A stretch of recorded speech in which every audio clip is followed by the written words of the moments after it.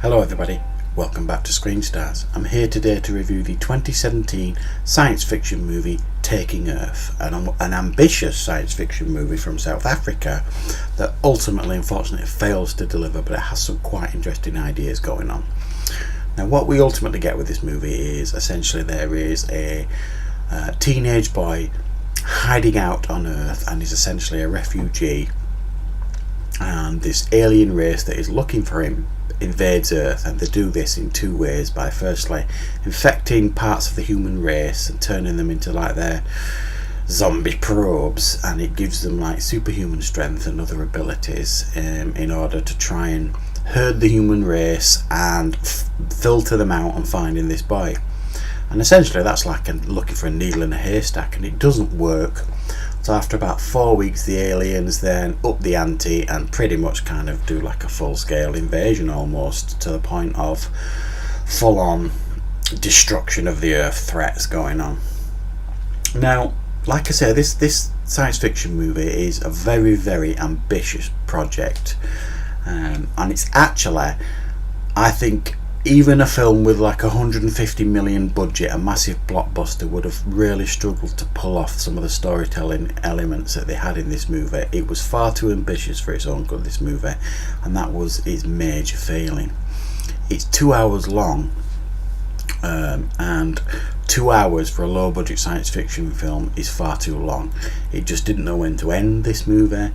It should have finished after about an hour and a half. It was way too long, and some of the storytelling elements going on in this movie made no sense at all. It was absolutely nonsensical. There was too many story arcs going on, and they didn't have the talent to be able to write the story arcs particularly well. So you've got this young boy's story arc who's hiding out on Earth, you've got his mate who's helping him, who's got his own story arc, who's looking for his girlfriend.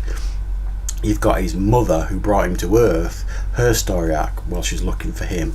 You've got the story arcs then of the aliens, especially the ones that have taken the human form, the infighting that's going on with there, and one of them called Garabon, who's this warrior, really legendary warrior of this alien race, goes to Earth to hunt down this boy. He has his own story arc going on because he has a bit of a crisis of conscience at one point in the film. And there's all these story arcs firing off everywhere, and none of it is written well, none of it makes much sense, and it just ends up becoming nonsensical, and by the end you just completely zone out, and you just lost interest by the end. It was trying too hard to be over ambitious and tell this really epic story, and it just ended up tripping over itself constantly. But that's not to say everything's bad in this movie. I thought the effects were really quite impressive for a movie with this kind of budget.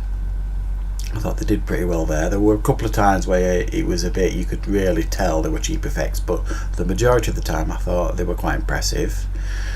The way it was filmed, because I'm presuming it was filmed in South Africa and those kind of regions, and it looked really quite beautiful at times, and there were some really nice sweeping shots. But and the idea and the ambition you have to applaud them for, but some of the decisions they made, the actors, universally everybody was bad in this movie in regards to acting. I can't compliment anybody. They were all bad, some worse than others, which, you know, and it was really hard to watch some of the acting in the movie.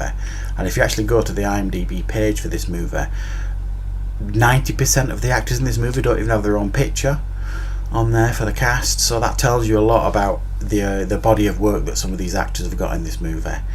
It was really hard to watch. The pacing was completely off. There weren't enough action scenes in here, but the thing is, when they did give you an action scene, it was filmed pretty well, I thought, with the effects entwined into it. Some of the action scenes weren't half bad, really. But there weren't enough of them. They were like tied together with these terrible dialogue scenes with actors that can't pull off them scenes. Lots of walking across landscapes that might look pretty, but it's, you know, eventually they get a bit too much to watch. And it's just nonsensical. Really disappointing, because again, some good ideas going on here, and I just don't understand, if you haven't got a budget for a movie like this, why you would overcomplicate matters and try and give out this epic sweeping story that your actors can't pull off and your budget can't pull off. I don't understand why you wouldn't just trim it down to the basics and try and tell a fun basic story. And this film doesn't. Its over ambition kills it, unfortunately, but there are some fairly interesting things going on in the movie in regards to the effects and stuff like that. So if you appreciate a movie like this that's quite ambitious but ultimately a bit of a letdown, then give it a go, but unfortunately I can't really recommend it because it's a bit of a disappointment.